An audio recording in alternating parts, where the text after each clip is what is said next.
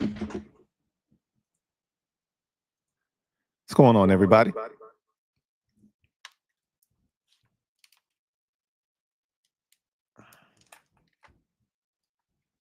Me echo. All right. We good now. Ooh, that was loud. How's everybody doing today? Hope everybody's doing well on this gorgeous Friday. Oh my God, it is 80 degrees outside. The weather feels like it's about to finally break. The weekend is going to be filled with 80s. Next week, all 70s and 80s. I think we might have finally crossed over. I don't want to get my hopes up. I've done that before, only for the 40s to creep back in and say, hey, I ain't done yet. But it's a gorgeous day. Hopefully you'll get to enjoy some of this weather. I'm about to do some of that myself. But we have some business to attend to, some interesting topics to get into as we head into the draft. Derek Carr beefing with the Saints. Maybe this isn't just about a shoulder injury after all. We'll talk about that. Aaron Rodgers versus Aaron Glenn and the Jets. Just when you thought that situation couldn't get any funkier, Aaron Rodgers threw a little bit of gasoline on what was already a, I don't want to say it was a raging fire. I mean, they moved on. They moved in a different direction. Now we know how that went, or at least from the Aaron Rodgers perspective. We'll talk about what was said there and, some interesting tidbits that Aaron Rodgers said. And you have to take everything that he says with a grain of salt, obviously. And then we got NBA playoffs, and we'll discuss that. And we'll discuss the 2 play-in games and talk about some of these series and so forth. So with that said, let's dive in to the Louie T Network podcast that starts now.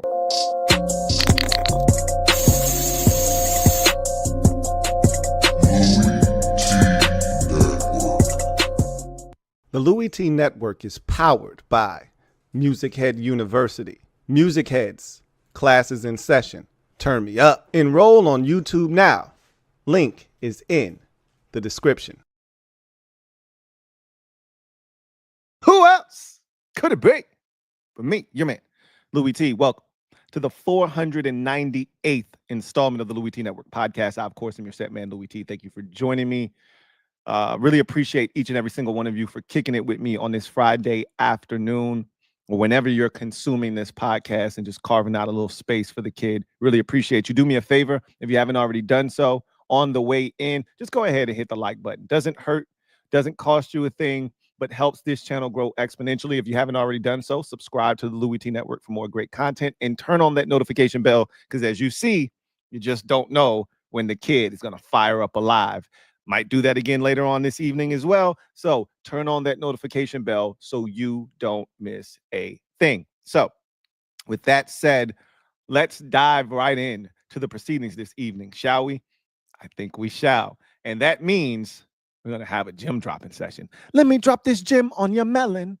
Open your mind. Let your conscience be free. You're now rolling with your man, Louie T double E. Let me open you up. Get you thinking a little bit. So, Derek Carr. We talked about this on the podcast 2 episodes ago when we were talking about Shedeur Sanders. And we said, man, the Derek Carr injury kind of makes this Shedeur Sanders thing really interesting. There have been rumors and reports that the Saints are definitely drafting a quarterback this year. The question is which one, right? When and which one, right? I've heard rumors that, but again, it's lying season, right? So take everything with a grain of salt that you hear right now. But I've heard rumors that the Saints aren't necessarily smitten with Shedeur Sanders, but actually have an affinity for if nothing else before this draft, I am going to remember this damn quarterback, Jackson Dart's name. Oh my God. I don't know why I can't remember this kid's name. I want to call him Bo Nix so bad every time. And I always catch myself before I say it. And I'm like, that is not his damn name. And then I can't think of his name. And I'm like, it's a simple name, bro. Why can't you remember his name? But I've heard rumors that they are smitten with Jackson Dart and not Shedeur Sanders. It's 9 too early for Jackson Dart. 9 is only too early if you think it's too early. But in everybody else's eyes, yeah, it'll be too early for Jackson Dart. But guess what?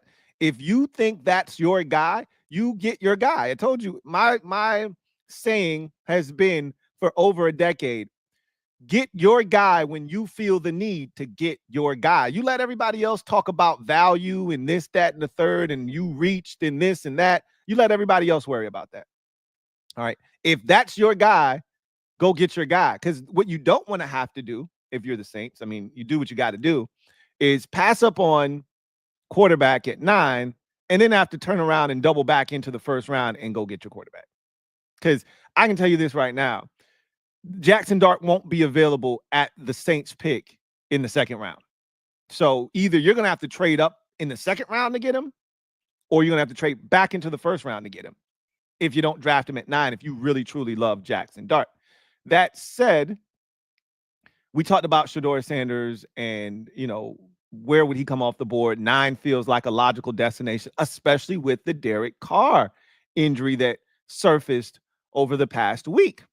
Well, Diana Rossini threw a Molotov cocktail into this whole Derek Carr shoulder injury, New Orleans Saints saga, and this thing got explosive in a matter of like 24 hours. So let me catch you up to speed on what I am actually referring to. So a report came out about, let's say, 5 days ago that Derek Carr's 2025 season may be in jeopardy due to a shoulder injury that he sustained at the end of this past season. We remember he was playing against the Giants late in the season. He's diving for a first down. He comes right down on his shoulder, doesn't finish that game, doesn't play the rest of the regular season. So now all of a sudden, that same shoulder injury that took the final, let's call it 4 games of Derek Carr's season with the Saints. Matter of fact, it was more than that because we played the Saints, we being the Commanders, played the Saints in week number 15. Saints in 15, because the Titans were 13, bye week 14, Saints right off the bye 15, Eagles 16, Falcons 17, and then Cowboys 18. So we played them in week 15. So he missed 15, 16, 17, 18. He missed, I think that injury was sustained in week 13, if I'm not mistaken. So he missed probably the final 7 games, we'll call it, of the season with that shoulder injury. So apparently that injury was more than what he let on. That's what the report initially was. And all of a sudden he may need shoulder surgery, and that may cost him the entire 2025 season. So we get wind of this news and we're like, oh man, well, they're definitely taking a quarterback. The Saints were always taking a quarterback, right? So Diana Rossini then comes out and she says, hey, I don't think this Derek Carr shoulder injury, and we put it in air quotations because she's like, I don't think this is a real, like, he needs surgery, he can't play football this season injury. I think this is a Derek Carr and his camp's play to force the hand of the Saints to move on from him. So let's talk about this situation. So in order for this to all make sense, we got to go back to the Saints firing their head coach, all right, Dennis Allen, in season, replacing him with their special teams coach, who actually did a really good job. But they do not retain him. They hired Kellen Moore. They were the last team. And remember, we talked all offseason when we were talking about the coaching carousel. We said the Saints' job is the worst job in the NFL, this coaching cycle. It's the worst job. And they were the last team to fill their job, right? Nobody wanted the job. They were trying to give their job away to multiple coaches, including Cliff Kingsbury, offensive coordinator of the Commanders. And he was like, nah, I'm good. Thanks, but no thanks. Kellen Moore won the Super Bowl, said, hey, I'll take your job, right? I've been looking for a job for the last 3 years. No one wants to give me one. I finally helped the Eagles win the Super Bowl. And, hey, I may not get another crack at it. So, yeah, I'll take your job. And initially when he took the job, everything was all good. Derek Carr was cool with the hire, and he said, yeah, we can win with Derek Carr. Everything seemed good, hunky-dory. All right, we'll see what happens in New Orleans, right? Right around a month ago, the Saints restructured Derek Carr's contract because the Saints have been in cap hell for the last 4 years, it feels like 4 or 5 years running strong. Like every year, the Saints are having to find ways to maneuver to get under the cap. This year was no different. So one of those measures that they took to get themselves cap compliant was they restructured the deal of Derek Carr.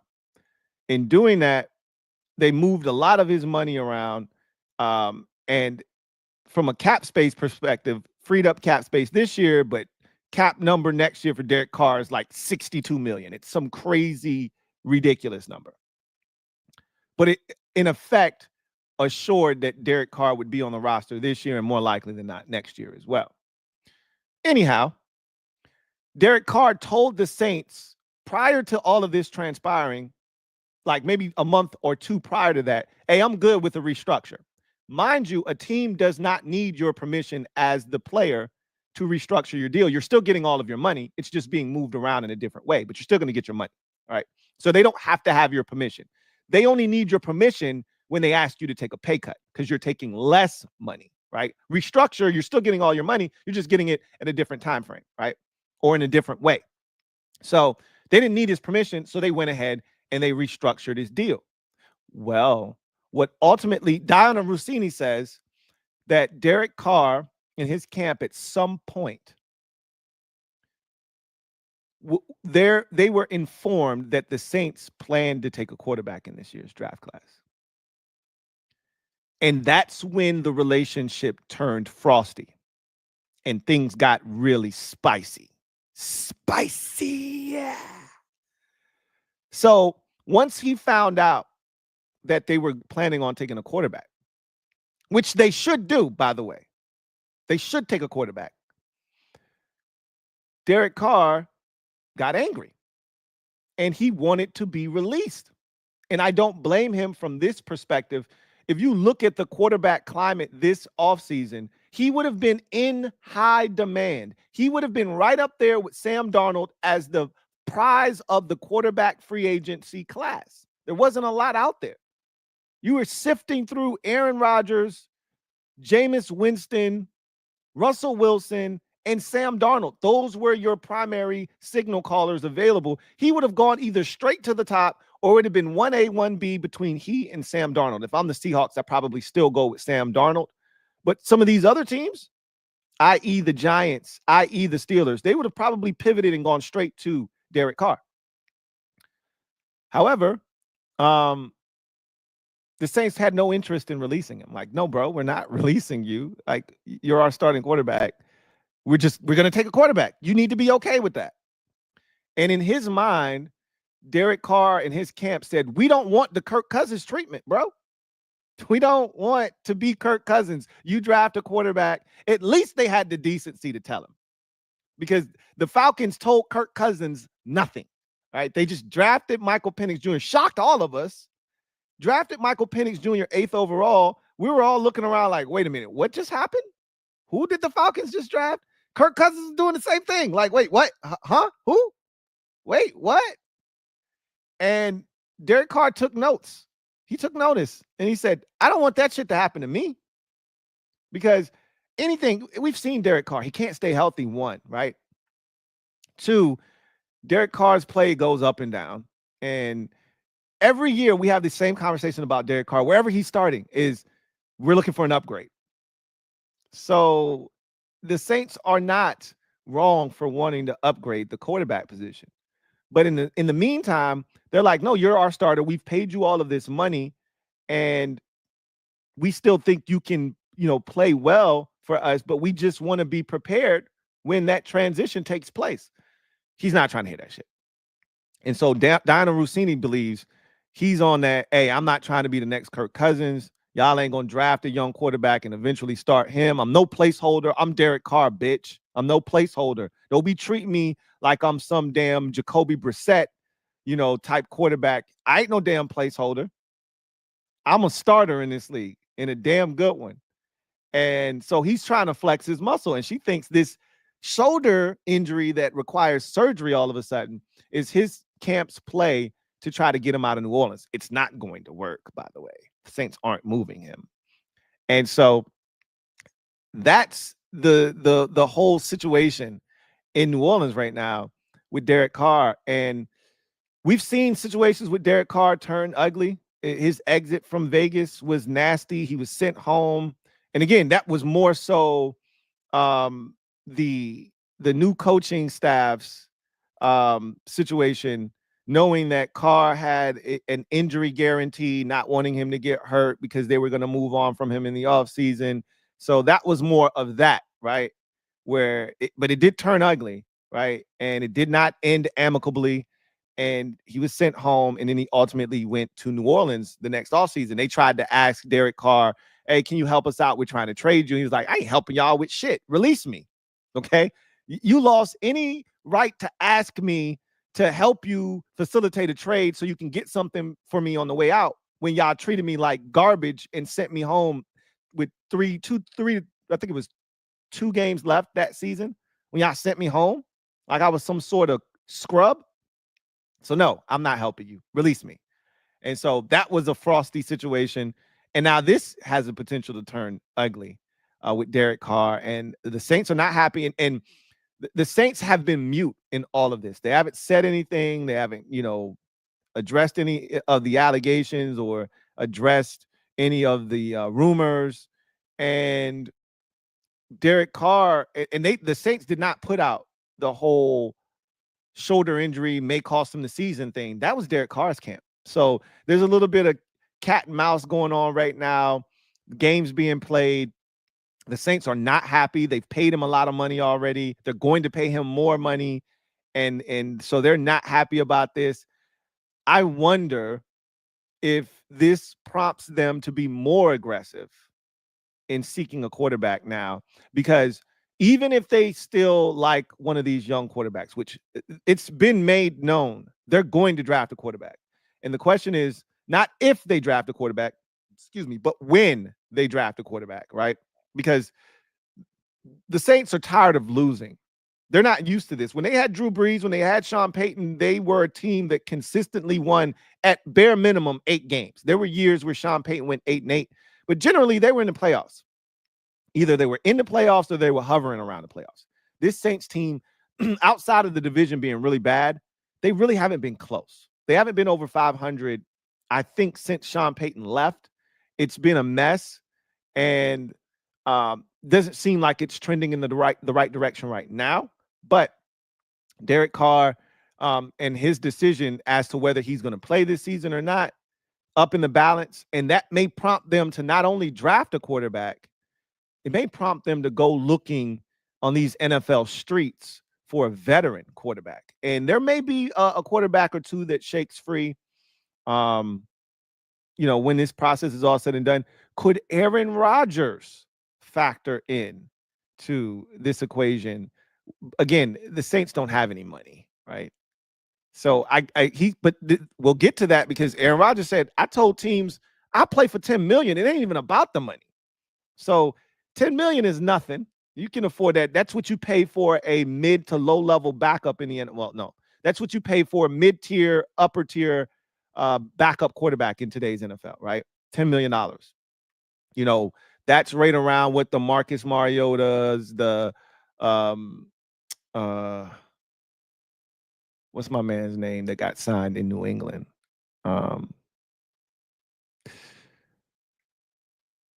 The rocket scientist.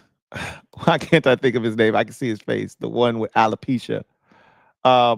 Those type of guys, Andy Dalton, those kind of guys, they usually go for right around like anywhere from 7, 8 to 10 million, 11, depending on incentives, et cetera, et cetera. Jameis Winston's, those types of guys. So 10 million isn't a ton. So Josh Dobbs, thank you, Shadow Striker, Josh Dobbs. I don't know. It'll be interesting, because they may have to shop for a veteran quarterback if Derek Carr wants to pull their card and says, I'm not playing football. I have to have shoulder surgery and I'm going to be out for the entire campaign. And they envisioned this being a smooth process. They were paying Derek Carr not only at this point with the restructure, they're paying him not only to be their starter, but to also be a mentor to whatever young quarterback they select in this upcoming draft.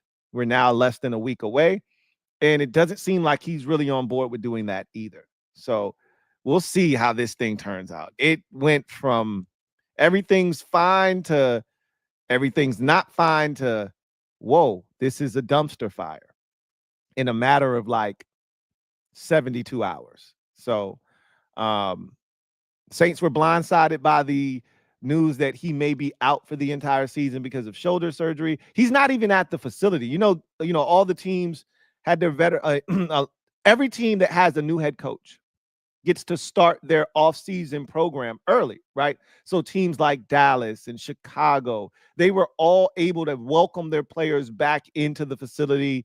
You know, they're lifting weights. If you need treatment, you can get treatment and all of that good stuff, right? Their offseason programs were able to start early because they have a new coach. The Saints fall under that umbrella. Derek Carr was not in the building.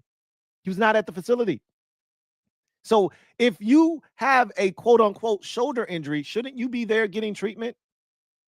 If you need surgery, shouldn't their doctors be assessing you so they can figure out a plan for you to try to get you back on the field as soon as possible? None of that is taking place. Derek Carr is AWOL right now. They're paying him a lot of money and they're pissed. Really interesting situation, but I digress. Should be fun to continue to monitor this situation. As I am not a Saints fan, so it has no bearing or impact on me, so I can watch this from afar with popcorn and just say, damn, that's crazy. Damn, that's effed up. Not my squad, right? Not my squad, not my problem. So anyway, we'll keep tabs on that whole situation with the Saints, and I think it makes them at number 9 that much juicier in the draft. I can't see a way in which if Shedeur Sanders is there at 9 that they pass. I can't envision that being, unless they love Jackson Dart. And if they take Dart at 9 and Shedeur is on the board and they pass up on him to take Dart, whoa, Nelly. I might owe Todd McShay a 00. I may owe Todd McShay a 00. So anyway, I digress. Let's get to the next segment, which is social media maneuvers. Y'all know how this works. I'm a midday marauder. If you're out there and you want your comment to be read on the air, the best way to do that are super chats. Use the super chat function to have your comment not only read and reacted to while it shows up on the screen, but also to ensure that your comment is read. You jump straight to the front of the line. Only way that I can ensure that your comment is reacted to is to super chat.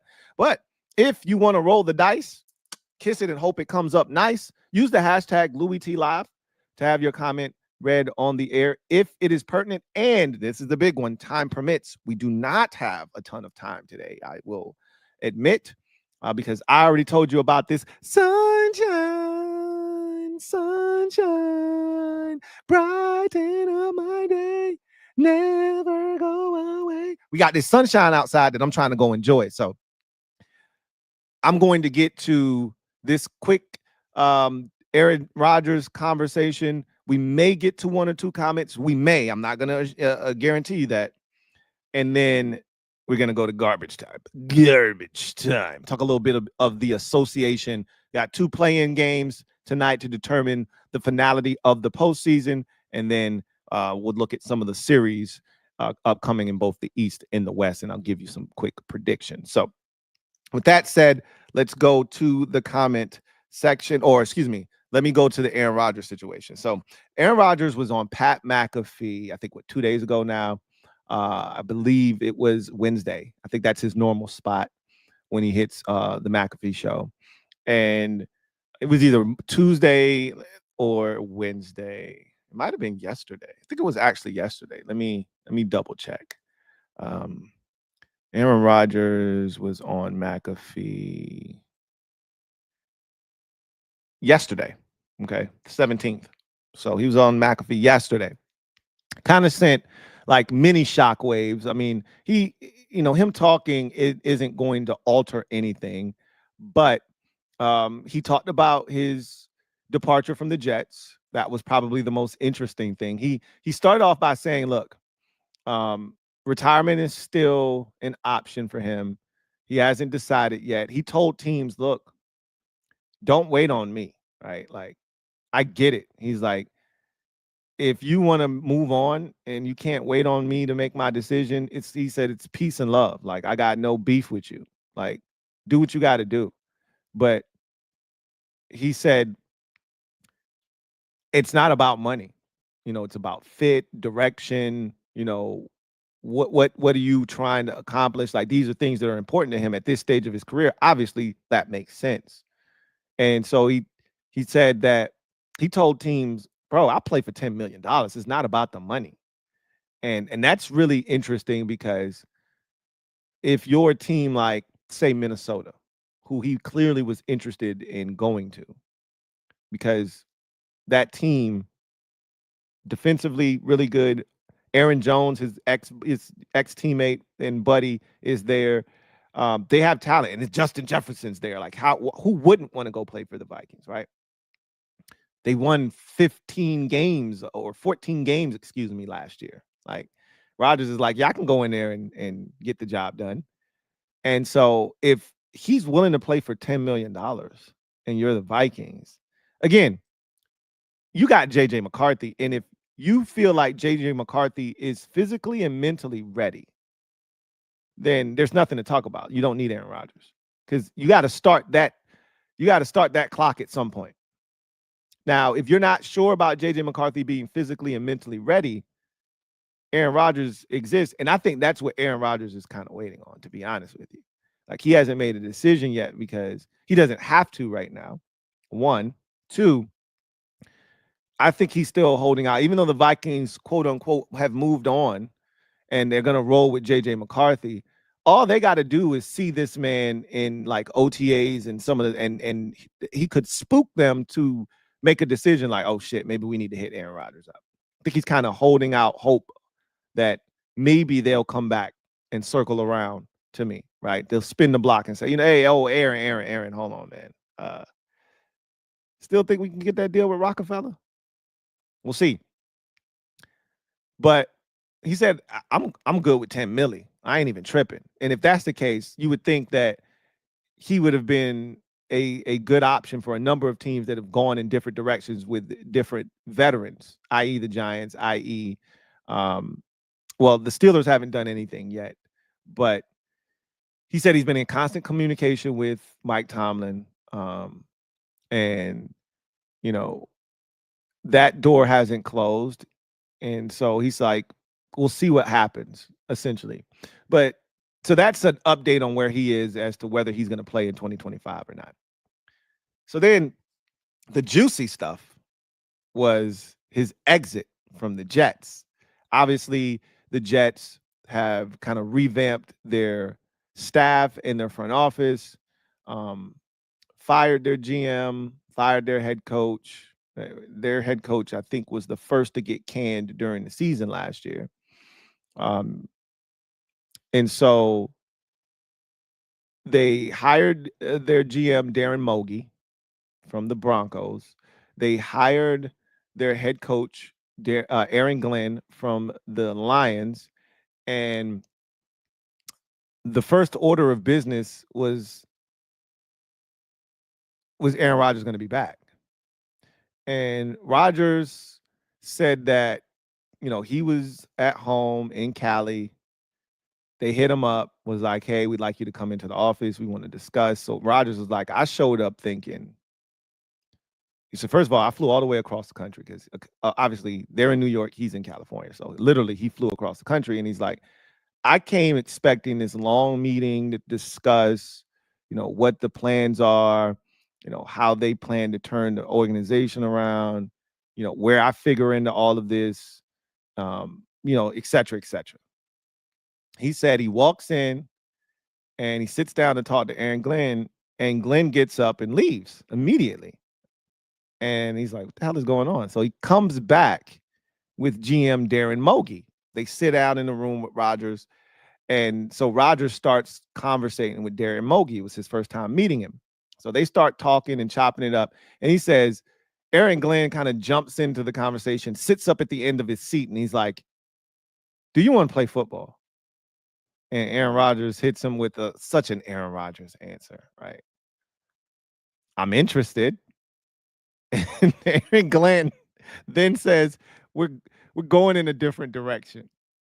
And he said that was the end of the meeting, essentially. Hey, I mean, on one end, I've heard people vouch for Aaron Glenn and say that's not his demeanor. That's not how he goes about business. That's not how he operates. And they're like, that doesn't sound like something he would say or do. One, I would tell you, you don't know Aaron Glenn, the head coach. Two, you don't know Aaron Glenn, the competitor, right? Because it's levels to this shit. You know, when you're the coordinator, you don't have say-so, right? You only have say-so over your defense and how you call things, but he's in control now. He's in a position of power. Three, I disagree with that assessment. He has that type of personality to me. I don't know Aaron Glenn personally, so I can't say that he would or wouldn't do that. But I'm just telling you, after listening to him speak several times, seeing his demeanor and how he carries himself, that sounds like something Aaron Glenn would do to me. I can't speak for anybody else. That sounds like some shit Aaron Glenn. Do you want to play football or not?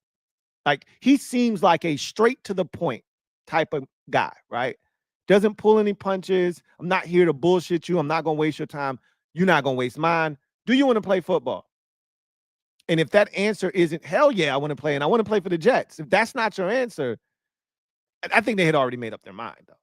Right? It didn't matter what Aaron Rodgers said. Now, again, we got to take this with a grain of salt, because you got to look at it from the prism of, this is Aaron Rodgers, you know, account of what transpired.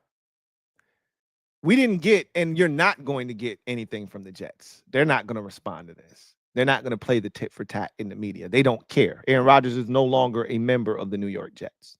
So they're not going to play the tit for tat. So we don't know if this is how it went down. I think it was how it went down. I don't think, like, Aaron Rodgers, I've always told you guys, he loves the spotlight and the attention. He loves this shit. Why do you think he goes on Pat McAfee? This man was an active NFL player. And yes, NFL players have obligations where they do programs every week. But most of them are local programs, whether it's a local radio spot or you're coming on the local, or the team show, or a local, TV program that's, covers the team. Generally speaking, you don't see active players, quarterbacks especially, doing a national spot on a show like Pat McAfee on a weekly basis. You don't see that kind of thing. That's why people were up in arms about Micah Parsons doing a podcast every week. Like, bro, you got shit to do. But he's not a quarterback, right? And Aaron Rodgers, older, you expect him to be able to get his business done and not have to be an issue. But still, Rodgers then went on to say, because he was like taken aback by Aaron Glenn's, demonstrative declaration, like, we're moving on. He's like, wait, what? He's like, why? And he said, because I don't want to make a statement in front of the team and then they turn around and look back to you.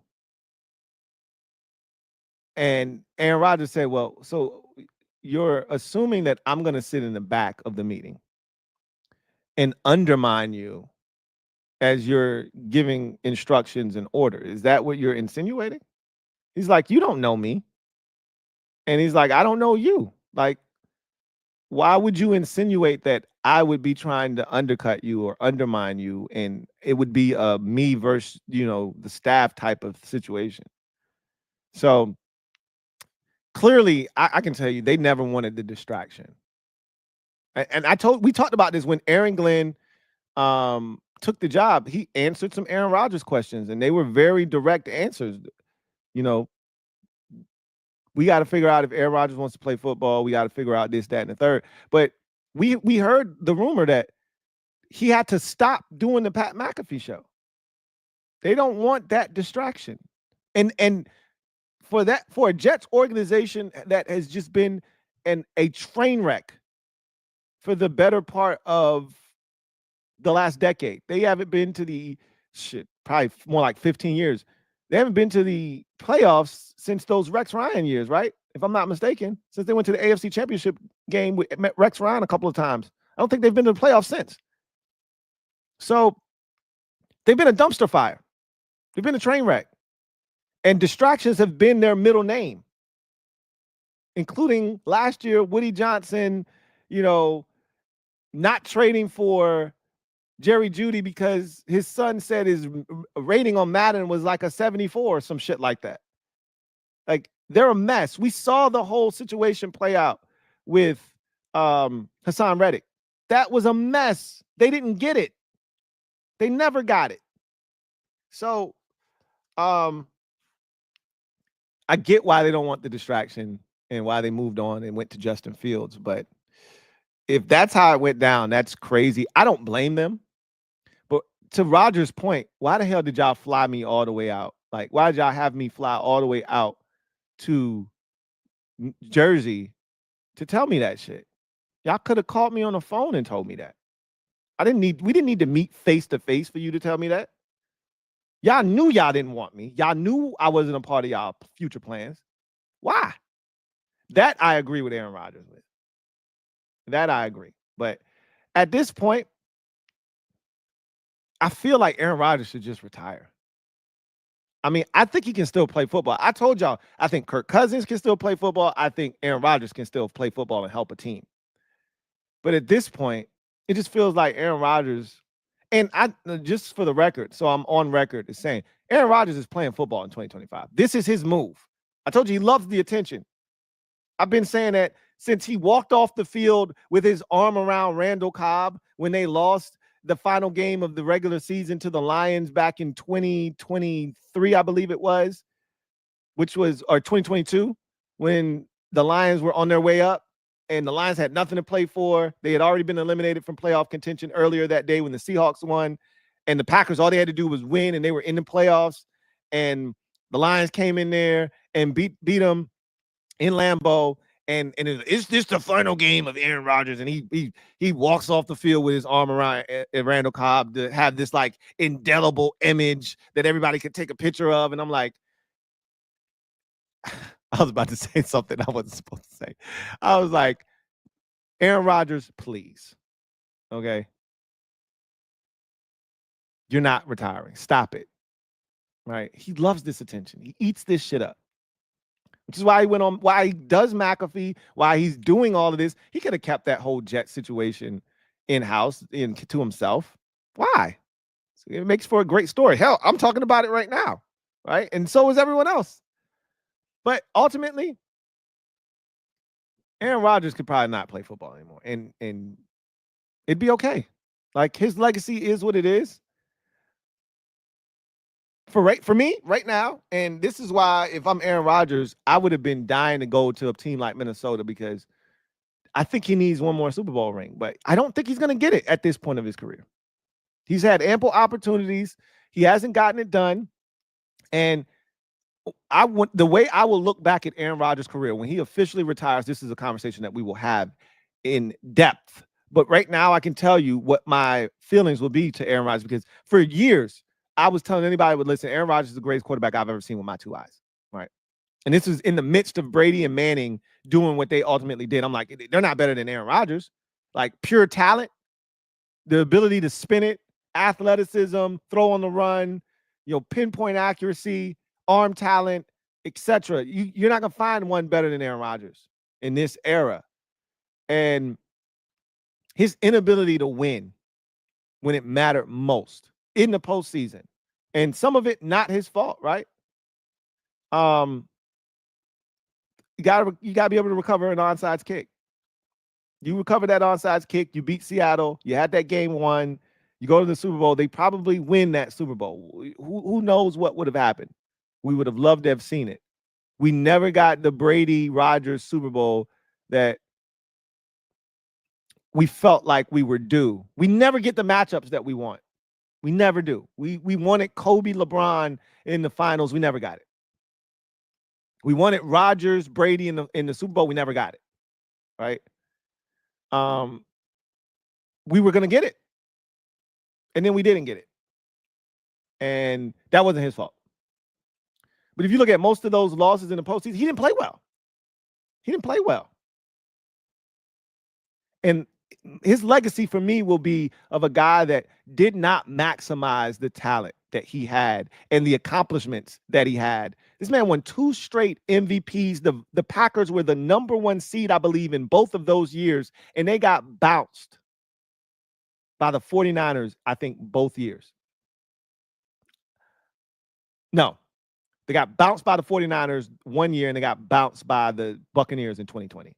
In 21, they got beat by the 49ers coming off the bye. In 2020, they lost in the championship game to the Bucs.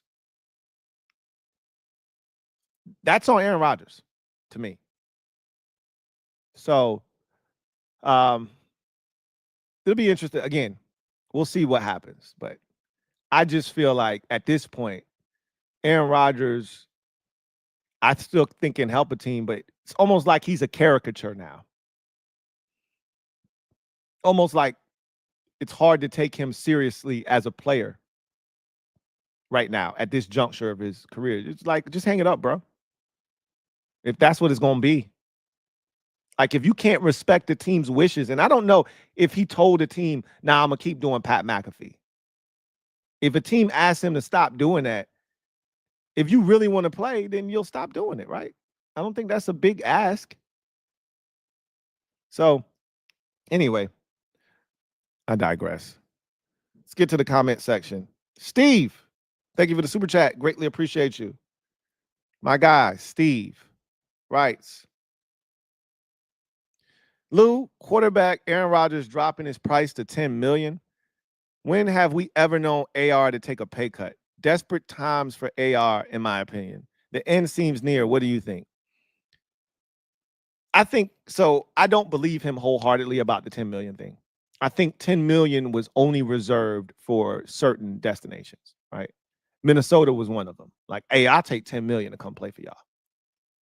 He wasn't taking $10 million to go play for the Jets, the Giants. It never got there with the Jets. I don't know if it ever got there with the Giants either.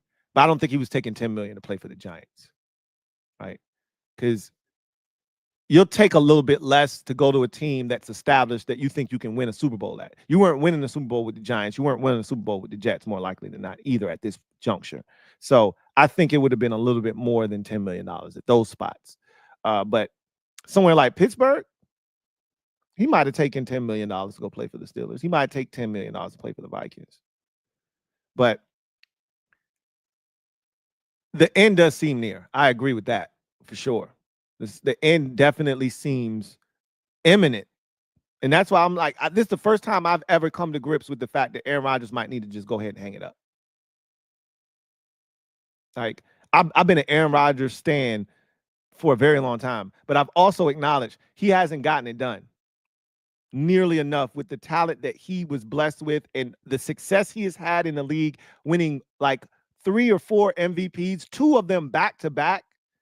With the success that he's had in his NFL career, he does not have enough hardware to show for it in terms of NFL Super Bowls.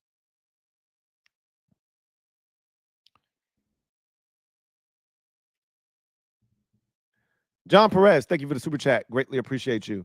My guy, JP, thank you for being a member of the MOBB, who writes, go Capitals, NHL, go Lakers, NBA playoffs. I saw the Caps are going to be playing the Canadiens in the postseason. You know, I'm not a hockey guy. I don't follow hockey at all whatsoever. But I do, look at the scores and see who's doing what. The most unpredictable playoff sport is hockey. Don't matter what you did in the regular season. You could be the 1 seed and you can get swept by the 8 seed. Like, I've seen crazy shit. Like, you will never in your life see an 8 seed in the NBA sweep a 1 seed. You will rarely see an 8 seed beat a 1 seed in the NBA. There's such a disparity between the two. In hockey, there may be a disparity in the amount of points you acquired during the course of the year, but all you got to do is have a hot goaltender come playoff time, and you could go on a run. We see it all the time in hockey. So the Caps, we'll see what they ultimately do in the postseason. As far as your Lakers are concerned, it's a perfect segue. I said that we were going to finish the show up talking NBA, so let's go ahead and do that right now as we transition to our final segment of the show and garbage time. So, NBA playoffs will be in full swing this weekend, starting on Saturday, but we have some playoff basketball to attend to tonight first to complete the postseason with a couple of play-in games. In the East, you got the Heat traveling to the Hawks. The Heat were the 10 seed in the East. They won against the Bulls on the road. And just this time of the year, I just give me the Heat this time of the year. You know, Heat culture is real. Tyler Hero had a massive game. They went into Chicago and took care of business. And I see them doing the same thing against the Hawks. Trae Young was ejected from their last game. Didn't matter. They probably were going to lose that game. I thought they were going to go on the road and win. I told you I like the Hawks. I like Trae Young in these types of situations. But he got tossed out of the game. They ended up losing. So now they're at home hosting the Heat in win or go home, 8th seeded game in the East. I got the Heat there. Like, Heat culture is supreme when it comes to these types of moments. And I can see Tyler Hero stepping up again. I can see Bam Adebayo having a really good game. I wouldn't be shocked if Trae Young goes off and they win and they get in, and then they got to go against the Cavs. But we'll see what happens there. As far as the East or the West is concerned, my Grizzlies had a hard-fought game against Golden State, but came up short. And now they're at home hosting the Dallas Mavericks, who are the 10 seed as well. They went on the road and beat the Kings. I mean, they were stomping a mud hole in the Kings in the first half. I mean, I think they were up like 24 at halftime, some craziness, like 73-49, 71-49, some shit like that at halftime. They kind of cruised to a victory there. And the Grizzlies, the intrigue in this game is, will Ja Morant play? He's a game time decision. He sprained his ankle late in the third quarter against the Warriors. He ended up finishing that game, but my guess is he's going to try to give it a go. He won't. I wouldn't be shocked if he's ruled out of this game. They probably should rule him out and just look. At this point, I've said this already. As a Grizzlies fan, I'm not one of those, we just need to lose so we keep our draft pick. I don't give a shit about the 14th pick, like in the lottery. Like, we're not going to get the number 1 pick. You're not, like, I don't really, care, because more likely than not, when you're the 14th pick, the likelihood is you're going to end up with, the 14th or the 13th pick, whatever that number looks like. So I'm not tripping about the pick. I don't get, like, just whatever. I don't care.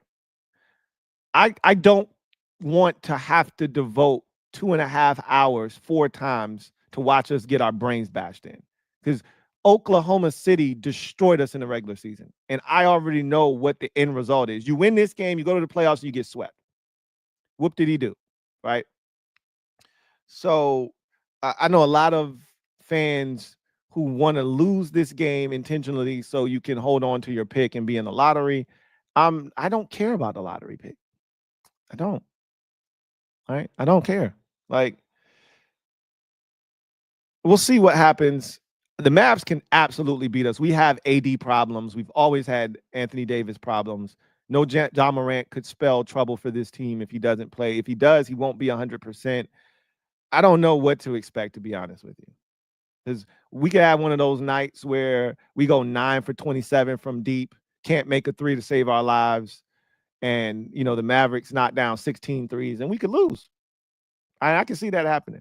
So then you get to the actual series, Bucks Pacers. I'll take the Bucks in that series. This is a rematch of last year's series, or was it 2 years ago? It was last year's. I think that the Pacers eliminated the Bucks in the first round, but that was when they first got Dame. I don't think they were cohesive yet. So the Bucks have a chance to get a little bit of revenge here. We'll see if they can do that. I'll take the Bucks in that series.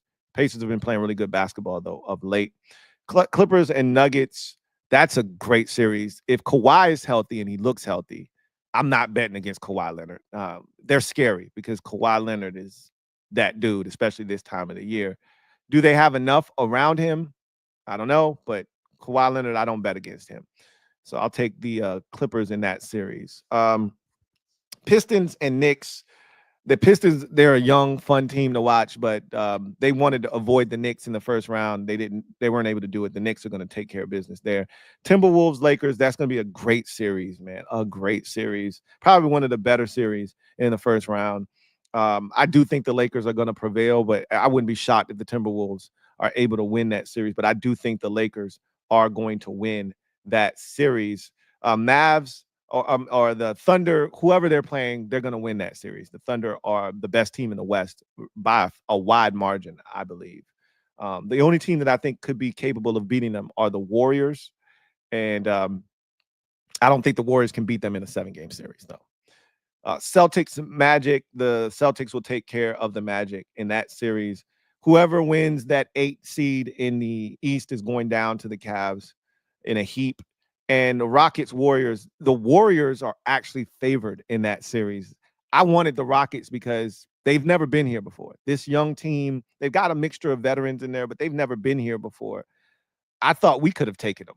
Like, that was the path. Like, hey, if you're a Grizzlies fan and you want this postseason to not just be a formality where you just show up so you can get mopped up, get the 7 seed. You've already, collapsed epically. The only way to salvage this thing is to win that play-in game against the Warriors, get the 7 seed, and have to go against a team in your division that you know very well in the Houston Rockets. At least you'll have a fighting shot. Well, they lost that game. They got the Thunder if they win, and they're going to get mopped up. The Warriors, they can beat the Thunder. Or, excuse me, they can beat the Rockets. They're favored to beat the Rockets. I know the Rockets are probably pissed off that the odds makers feel like the Warriors are the better team here. They got to make a statement. Win both of your games at home. Set the tone. If the Warriors steal one of those games, they come out and they get game 1, you're screwed. I'm taking the Warriors. I'm not betting against Steph Curry, and Jimmy Buckets this time of the year. Yeah, give me the Warriors in that one. So should be fun watching some playoff basketball. This is the best time of the year for the NBA when we start playing games that mean something. So we'll come back over the weekend next week. Obviously, it'll be pretty much all draft talk as we'll be nearing ever so close to the NFL draft. But we'll squeeze in a little bit of NBA conversations. But at the end of the day, we'll be talking draft and tons of it next week. And Bart Scott can't wait. In any event, that's going to do it for me, your man Louie T, here on this installment of the Louie T Network podcast. I hope you have a glorious weekend. Enjoy the festivities. Enjoy the weather, as I said at the top of this show. Enjoy the weather. It is beautiful outside, probably wherever you are. I don't know where you are, what part of the U.S. or some other country you may be watching this from, but this weather is tremendous. If you're on the East Coast, take advantage of it. Go outside. Do something. All right? That's what I'm about to do. So you guys enjoy the basketball, enjoy everything over the weekend, and we will reconvene probably Tuesday is my guess. Tuesday. Maybe Monday. More likely than not Tuesday on the Louie T Network podcast. Until then, I'm your man Louie T, signing off. You guys have a good one. Take care. See you next time.